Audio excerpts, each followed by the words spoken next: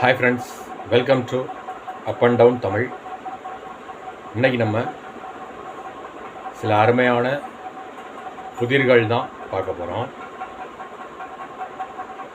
இன்றைக்கான புதிர்களுக்கான குறிப்புகள், அதாவது வினாக்களுக்கு உரிய குறிப்புகள் உங்களுக்கு சொல்லிடுறோம்.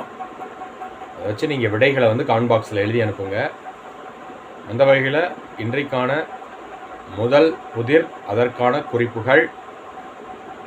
முதல் புதிரை பார்க்கறதுக்கு முன்பாக மறக்காமல் நம்ம channel up and down Tamil சேனலை சப்ஸ்கிரைப் பண்ணிக்கோங்க. சப்ஸ்கிரைப் பட்டனை கிளிக் பண்ணுங்கள். பக்கத்தில் பெல் சிம்பிள் வரும், அதையும் கிளிக் பண்ணிட்டு ஆல் அப்படிங்கிற ஆப்ஷனையும் கிளிக் பண்ணிக்கோங்க.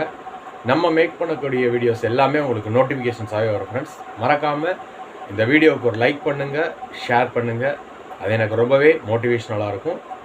எந்த வகையிலையும் பார்த்தீங்கன்னா நெக்ஸ்ட் வீடியோஸ் மேக் பண்ணுறதுக்கு. அது மட்டும் இல்லாமல் இந்த வீடியோவுக்கு மறக்காமல் கமெண்ட் பண்ணுங்கள்.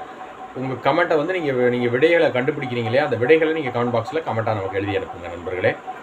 வாங்க இன்றைக்கான முதல் புதிர், அதற்கான குறிப்புகள்.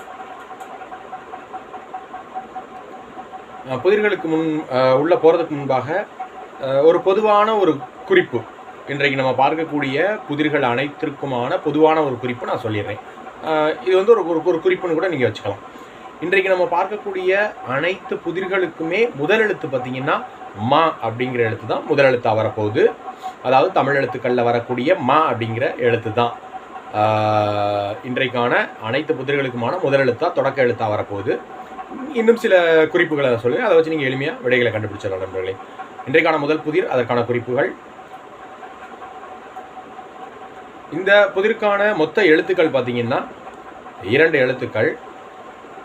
முதல் எழுத்து பார்த்தீங்கன்னா மா அப்படிங்கிற எழுத்து. மீதம் இருக்கக்கூடிய ஒரே ஒரு எழுத்தை கண்டுபிடிச்சு நீங்கள் விடைகளை எழுதி அனுப்பலாம் நண்பர்களே. இந்த புதிருக்கான மேலும் ஒரு குறிப்பு,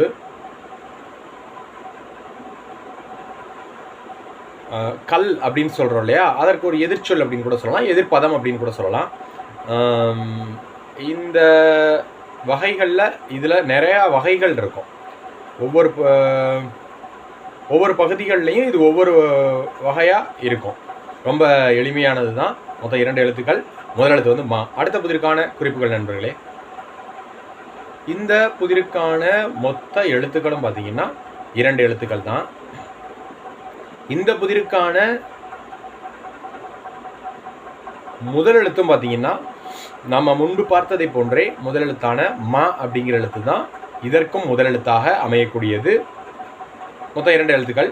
இந்த புதிருக்கான மேலும் குறிப்பு,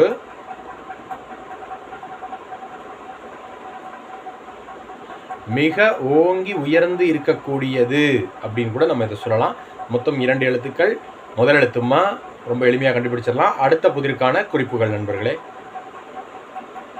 இந்த புதிருக்கான மொத்த எழுத்துக்களும் பார்த்தீங்கன்னா 2 எழுத்துக்கள். இந்த புதிருக்கான முதல் எழுத்தும் பார்த்தீங்கன்னா மா அப்படிங்கிற எழுத்து தான். இந்த புதிருக்கான மேலும் குறிப்புகள், வெயில் அப்படின்னு சொல்கிறோம் இல்லையா, அதற்கு எதிர்ச்சொல் அப்படின்னு கூட சொல்லலாம். ரொம்ப எளிமையான ஒரு குறிப்பு தான் நண்பர்களே.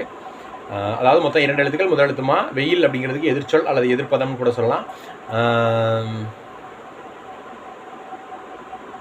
வானத்திலிருந்து நீர்த்துளிகள் விழுவும் இல்லையா, அதை இந்த சொல்ல சொல்லி நம்ம சொல்லுவோம். ரொம்ப எளிமையான குறிப்பு தான் நண்பர்களே. அடுத்த புதிருக்கான குறிப்பு, அதற்கு அடுத்த புதிருக்கான குறிப்புகள். இந்த புதிருக்கான மொத்த எழுத்துக்களும் பார்த்தீங்கன்னா 2 எழுத்துக்கள் தான். இந்த புதிருக்கான முதல் எழுத்தும் பார்த்தீங்கன்னா நம்ம இதற்கு முன்பாக பார்த்த அதே முதல் எழுத்து தான், மா அப்படிங்கிற எழுத்து தான் இந்த புதிருக்கான முதல் எழுத்து. மொத்தம் 2 எழுத்துக்கள். மீதம் இருக்கக்கூடிய ஒரே ஒரு எழுத்தை கண்டுபிடிச்சிங்கன்னா நீங்கள் விடைகளை எளிமையாக கண்டுபிடிச்சிடலாம். இந்த புதிருக்கான கூடுதலான ஒரு குறிப்புக்கு சொல்கிறேன். அறிவு அப்படின்னு சொல்கிறோம் இல்லையா, அதற்கு இணையான ஒரு தமிழ்ச்சொல் அப்படின்னு கூட சொல்லலாம். அறிவு என்பதற்கு இணையான ஒரு தமிழ்ச்சொல். முதல் எழுத்துமா, மொத்தம் 2 எழுத்துக்கள். மீதம் இருக்கக்கூடிய 2வது எழுத்தான இறுதி எழுத்தை கண்டுபிடிச்சு நீங்கள் விடைகளை கமெண்ட் பாக்ஸில் எழுதி அனுப்பலாம் நண்பர்களே. அடுத்த புதிருக்கான குறிப்புகள். இந்த புதிருக்கான மொத்த எழுத்துக்கள் பார்த்தீங்கன்னா 3 எழுத்துக்கள். இதுவரைக்கும் நம்ம பார்த்தது எல்லாமே 2 எழுத்துக்கள் தான். ஆனால் இந்த புதிருக்கான மொத்த எழுத்துக்கள் 3 எழுத்துக்கள். இந்த புதிருக்கான முதல் எழுத்து பார்த்தீங்கன்னா நம்ம முன்பு பார்த்ததை போன்றே அதே எழுத்தான முதல் எழுத்தான மா அப்படிங்கிற எழுத்து தான். மா அப்படிங்கிற தொடக்க எழுத்து. மொத்தம் 3 எழுத்துக்கள். இந்த புதிருக்கான மேலும் குறிப்புகள், ஞாபகம் அப்படின்னு சொல்கிறோம் இல்லையா, அதற்கு எதிர்ச்சொல் அல்லது எதிர்ப்பதம் அப்படின்னு கூட சொல்லலாம்.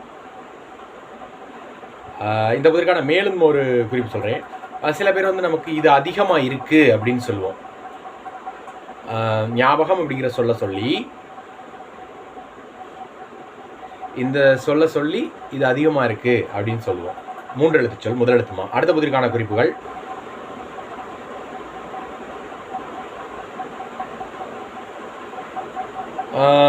இந்த புதிருக்கான மொத்த எழுத்துக்களும் பார்த்தீங்கன்னா 3 எழுத்துக்கள். இந்த புதிருக்கான முதல் எழுத்து பார்த்தீங்கன்னா மா அப்படிங்கிற எழுத்து தான்.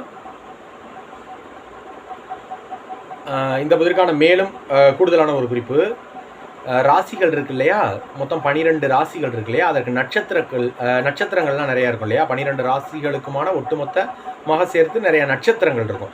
அந்த நட்சத்திரங்களில் ஒன்று, அந்த நட்சத்திரங்களில் இதுவும் ஒன்று.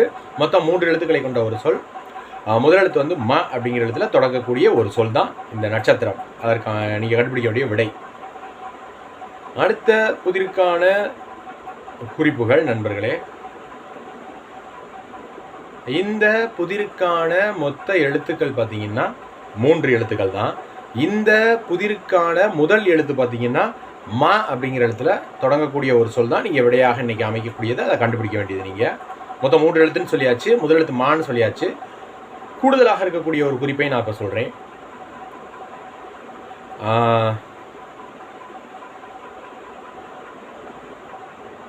ஆண் குழந்தையை இந்த 3 எழுத்தில் சொல்லலாம்.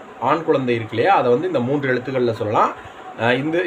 இந்த புதிருக்கான மேலும் ஒரு குறிப்பு, புதல்வன் அப்படின்னு சொல்கிறோம்ல, அதற்கு இணையான ஒரு தமிழ் சொல் அப்படின்னு கூட இதை நம்ம சொல்லலாம். ரொம்ப எளிமையாக கண்டுபிடிச்சிருப்பீங்க இல்லையா. அடுத்த புதிருக்கான குறிப்பு, இந்த புதிருக்கான மொத்த எழுத்துக்களும் பார்த்தீங்கன்னா 3 எழுத்துக்கள் தான். இந்த புதிருக்கான முதல் எழுத்தும் பார்த்தீங்கன்னா ம அப்படிங்கிற எழுத்துல தொடங்கக்கூடிய ஒரு சொல் தான். விடையாக நீங்கள் இன்னைக்கு கண்டுபிடிக்க வேண்டியது. இந்த புதிருக்கான கூடுதலான குறிப்புகள், பெண் குழந்தை இருக்கு இல்லையா, பெண் குழந்தை இருக்காங்க இல்லையா, பெண் குழந்தையை வந்து இந்த 3 எழுத்து சொல்ல சொல்லுவோம். முதல் எழுத்துமா, மொத்தம் 3 எழுத்துக்கள். இந்த புதிருக்கான மேலும் ஒரு கூடுதலான குறிப்பு சொல்கிறேன். புதல்வி அப்படின்னு சொல்கிறோம் இல்லையா, அதற்கு இணையான ஒரு தமிழ்ச்சொல். புதல்வி என்பதற்கு இணையான ஒரு தமிழ்ச்சொல். மொத்தம் 3 எழுத்துக்களை கொண்ட சொல், முதல் எழுத்து மா. ரொம்ப எளிமையாக கண்டுபிடிச்சிருப்பீங்கன்னு நினைக்கிறேன் நண்பர்களே. இன்றைக்கு அவ்வளோதான் நண்பர்களே. இன்றைக்கான புதிர்களும் அதற்கான குறிப்புகளும் நிறைவடைந்தது. மறக்காமல் நான் ஏற்கனவே சொன்ன மாதிரி இந்த புதிர்களுக்கான விடைகள் ரொம்ப எளிமையாக தான் இருக்கும். நிறையா குறிப்புகள் சொல்லியாச்சு, ரொம்ப எளிமையாக தான் இருக்கும். நீங்கள் விடைகளை கமெண்ட் பாக்ஸில் மறக்காமல் கண்டுபிடிச்சி எழுதி அனுப்புங்க. மறக்காமல் நம்ம வீடியோவுக்கு லைக் பண்ணுங்கள், ஷேர் பண்ணுங்கள். சேனலை மறக்காமல் சப்ஸ்கிரைப் பண்ணிக்கோங்க. மேலும் இது போன்ற ஒரு அருமையான புதிர்கள் வீடியோவில் நம்ம மீண்டும் சந்திக்கலாம் நண்பர்களே. அது வரைக்கும் நன்றி, வணக்கம். தேங்க்ஸ் ஃபார் வாட்சிங்.